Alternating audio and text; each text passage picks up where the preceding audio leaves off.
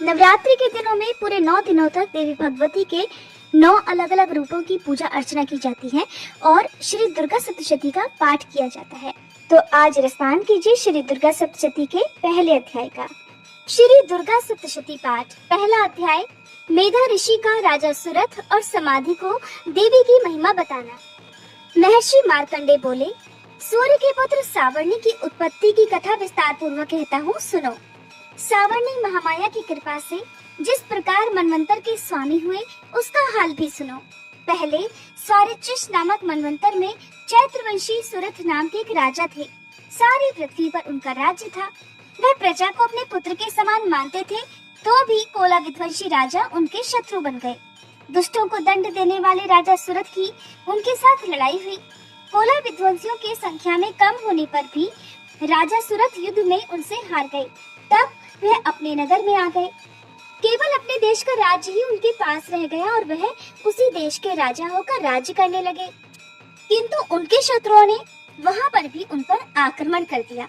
राजा को बलहीन देखकर उसके दुष्ट मंत्रियों ने राजा की सेना और खजाना अपने अधिकार में कर लिया।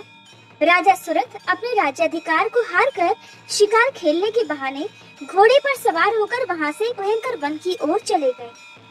उस वन में उन्होंने महर्षि मेधा का आश्रम देखा।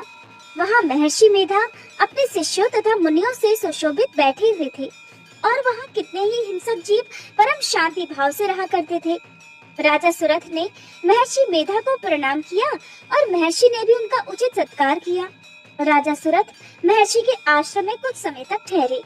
अपने नगर की ममता के आकर्षण से राजा अब अपने मन में सोचने लगे कि पूर्व काल में पूर्वजों ने जिस नगर का पालन किया था वह आज मेरे हाथ से निकल गया। मेरे दुष्ट और दुरात्मा मंत्री मेरे नगर की अब धर्म से रक्षा कर भी रहे होंगे या नहीं। मेरा प्रधान हाथी जो कि सदा मद की वर्षा करने वाला और शूरवीर था, मेरे वैरियों के वश में होकर न जाने क्या दुख भोग रहा होगा। मेरे आज्ञाकारी नौकर जो मेरी कृपा से धन और भोजन पाने से सदैव सुखी रहा करते थे और मेरे पीछे पीछे चलते थे, वह तो अब निश्चय ही दुष्ट राजाओं का अनुसरण करते होंगे और मेरे दुष्ट और दुरात्मा मंत्रियों द्वारा व्यर्थ ही धन को व्यय करने से संचित हुआ मेरा खजाना एक दिन अवश्य ही खाली हो जाएगा। इस प्रकार की बहुत सारी बातें सोचता हुआ राजा निरंतर दुखी रहने लगा। एक दिन राजा सुरथ ने महर्षि मेधा के आश्रम के निकट एक वैश्य को देखा तो राजा ने उससे पूछा कि भाई तुम कौन हो, यहाँ तुम्हारे आने का क्या कारण है और तुम मुझे शोकग्रस्त से दिखाई देते हो, इसका क्या कारण है। राजा के ये नम्र वचन सुनकर वैश्य ने महाराज सुरथ को प्रणाम करके कहा, राजन, मेरा नाम समाधि है। मैं धनियों के कुल में उत्पन्न एक वैश्य हूँ। मेरे दुष्ट स्त्री पुत्रादिकों ने लोभ से मेरा सब धन छीन लिया और मुझे घर से निकाल दिया है। मैं इस तरह से दुखी होकर इस वन में चला आया हूँ और यहाँ रहता हुआ मैं इस बात को भी नहीं जानता कि अब घर में इस समय सब कुशल है या नहीं। यहाँ मैं अपने परिवार का आचरण संबंधी कोई समाचार भी नहीं पा सकता कि वह घर में इस समय कुशल पूर्वक है या नहीं। मैं अपने पुत्रों के संबंध में ये भी नहीं जानता कि वह सदाचारी है या दुराचार में फंस गए हैं। राजा बोले, जिन धन के लोभी स्त्री पुत्रों ने तुम्हें घर से निकाल दिया है, फिर भी तुम्हारा चित्त उनसे क्यों प्रेम करता है। तब वैश्य कहने लगा, मेरे विषय में आपका ऐसा कहना ठीक है राजन, किंतु मेरा मन इतना कठोर नहीं है। यद्यपि उन्होंने धन के लोभ में पड़कर पितृ स्नेह को त्याग कर मुझे घर से निकाल दिया है, फिर भी मेरे मन में उनके लिए कठोरता नहीं आती। हे महामते, मेरा मन फिर भी उनके मोह में क्यों फंस रहा है, इस बात को जानता हुआ भी मैं नहीं जान पा रहा। मेरा चित्त तो बस उनके लिए दुखी है। मैं उनके लिए लंबी लंबी सांसें ले रहा हूँ। उन लोगों में तो प्रेम नाम को भी नहीं है, फिर भी ऐसे निस्नेहियों के लिए मेरा हृदय कठोर नहीं होता। महर्षि मार्कंडे जी कहने लगे, हे ब्राह्मण, इसके पश्चात महाराज सुरथ और वह वैश्य दोनों महर्षि मेधा के समीप गए और उनके साथ यथा योग्य न्याय संभाषण करके दोनों ने वार्ता आरंभ की। राजा बोले, हे भगवान, मैं आपसे एक बात पूछना चाहता हूँ, सो आप कृपा करके मुझे बताइए। मेरा मन मेरे अधीन नहीं है, इससे मैं बहुत दुखी हूँ। राज्य धनादि की चिंता अभी तक मुझे बनी हुई है और मेरी यह ममता अज्ञानियों की तरह बढ़ती ही जा रही है। और ये समाधि नामक वैश्य भी अपने घर से अपमानित होकर आया है। इसके स्वजनों ने भी इसे त्याग दिया है।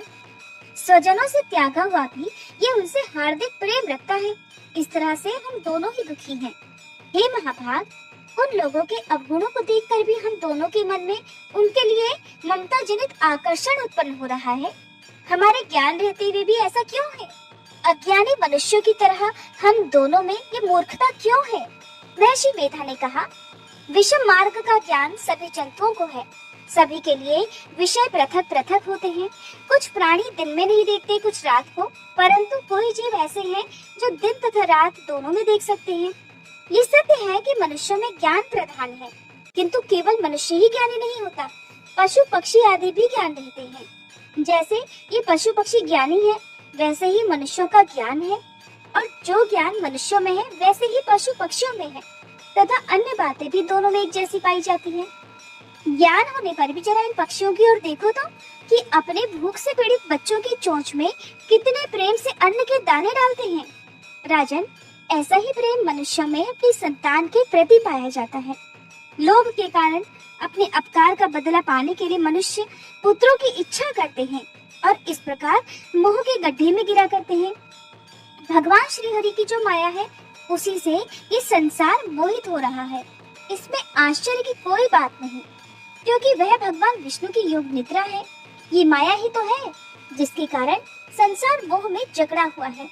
यही महामाया भगवती देवी ज्ञानियों के चित्त को बलपूर्वक खींचकर मोह में डाल देती है और उसी के द्वारा संपूर्ण जगत की उत्पत्ति होती है। यही भगवती देवी प्रसन्न होकर मनुष्यों को मुक्ति प्रदान करती है। यही संसार के बंधन का कारण है और यही संपूर्ण ईश्वरों की भी स्वामिनी है। महाराज सुरथ ने पूछा, भगवान, वह देवी कौन सी है जिसको आप महामाया कहते हैं? हे ब्राह्मण, वह कैसे उत्पन्न हुई और उसका कार्य क्या है? उसके चरित्र कौन कौन से हैं? प्रभु, उसका जैसा भी प्रभाव हो, जैसा भी स्वरूप हो, वह सब ही कृपा कर मुझसे कहिए, मैं आपसे सुनना चाहता हूँ। महर्षि मेधा बोले, राजन, वह देवी तो नित्य स्वरूपा है, उसके द्वारा ये संसार रचा गया है, तब भी उसकी उत्पत्ति अनेक प्रकार से होती है। वह सब आप मुझसे सुनो। वह देवताओं का कार्य सिद्ध करने के लिए प्रकट होती है, उस समय वह उत्पन्न हुई कहलाती है। संसार को जलमय करके जब भगवान विष्णु योग निद्रा का आश्रय लेकर शेष शैया पर सो रहे थे, तब मधुकैटभ नाम के दो असुर उनके कानों के मैल से प्रकट हुए और वह श्री ब्रह्मा जी को मारने के लिए तैयार हो गए। श्री ब्रह्मा जी ने जब उन दोनों को अपनी ओर आते देखा और ये भी देखा कि भगवान विष्णु तो योग निद्रा का आश्रय लेकर सो रहे हैं, तो वह उसी समय श्री भगवान को जगाने के लिए उनके नेत्रों में निवास करने वाली योग निद्रा की स्तुति करने लगे। श्री ब्रह्मा जी कहने लगे, हे देवी, तुम ही स्वाहा, तुम ही स्वधा और तुम ही वशटकार हो। स्वर भी तुम्हारा ही स्वरूप है, तुम ही जीवन देने वाली सुधा हो।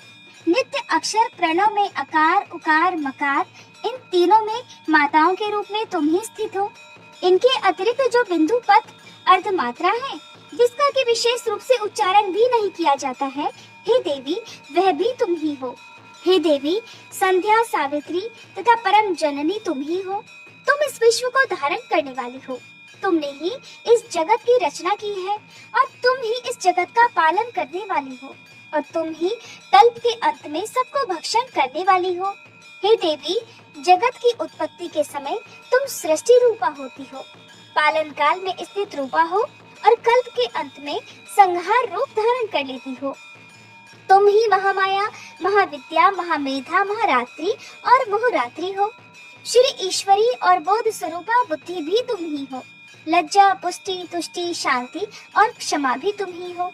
तुम खड्ग धारणी, शूल धारणी, घोर रूपा तथा गदा, चक्र, शंख और धनुष को धारण करने वाली हो। बाण, भुशुंडी और परिघ, ये भी तुम्हारे ही अस्त्र हैं। तुम सौम्य और सौम्यतर हो। यही नहीं, बल्कि जितने भी सौम्य तथा सुंदर वस्तुएं इस संसार में हैं, उन सब से बढ़कर सुंदर तुम हो। पर और अपर सब पर रहने वाली सुंदरी तुम ही हो। हे सर्वस्वरूपे देवी, जो भी सत असत पदार्थ है और उनमें जो शक्ति है, वह तुम ही हो। ऐसी अवस्था में भला तुम्हारी स्तुति कौन कर सकता है? इस संसार की सृष्टि, पालन और संहार करने वाले जो भगवान हैं, उनको भी जब तुमने निद्रा के वशीभूत कर दिया है, तो फिर तुम्हारी स्तुति कौन कर सकता है? मुझे भगवान विष्णु तथा भगवान शंकर को शरीर धारण कराने वाली तुम ही हो। तुम्हारी स्तुति करने की शक्ति किसमें है? हे देवी, तुम तो अपने इन उदार प्रभावों के कारण ही प्रशंसनीय हो। मधु और कैटब जो भयंकर असुर हैं, इन्हें तो मुंह में डाल दो। श्री हरि भगवान विष्णु को भी जल्दी जगा दो और उनमें इनको मार डालने की बुद्धि भी उत्पन्न कर दो। महर्षि मेधा बोले, हे राजन, जब श्री ब्रह्मा जी ने देवी से इस प्रकार स्तुति करके भगवान को जगाने तथा मधु और कैटब को मारने के लिए कहा, तो वह भगवान विष्णु के नेत्र, मुख, नासिका, बाहु, हृदय और वक्ष स्थल से निकलकर श्री ब्रह्मा जी के सामने खड़ी हो गई। उनका ऐसा करना था कि भगवान श्री हरि तुरंत जाग उठे और दोनों असुरों को देखा, जो कि अत्यंत बलवान तथा पराक्रमी थे और मारे क्रोध के जिनके नेत्र लाल हो रहे थे और जो ब्रह्मा जी का वध करने के लिए तैयार थे। तब क्रुद्ध होकर उन दोनों दुरात्मा असुरों के साथ भगवान श्री हरि पूरे 5000 वर्ष तक युद्ध करते रहे। एक तो वह अत्यंत बलवान तथा पराक्रमी थे, दूसरे महामाया ने भी उन्हें मुंह में डाल रखा था। अतः वे श्री भगवान से कहने लगे, हम दोनों तुम्हारी वीरता से अत्यंत प्रसन्न हैं। तुम हमसे कोई वर मांगो। तब भगवान ने कहा, अगर तुम मुझ पर प्रसन्न हो तो अब मेरे हाथों से मारे जाओ।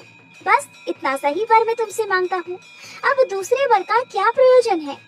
महर्षि मेधा बोले, इस तरह से जब वह धोखे में आ गए और अपने चारों ओर जल ही जल देखा, तो भगवान श्री हरि से कहने लगे, जहाँ पर जल ना हो, सूखी जमीन हो, उसी जगह हमारा वध कीजिए।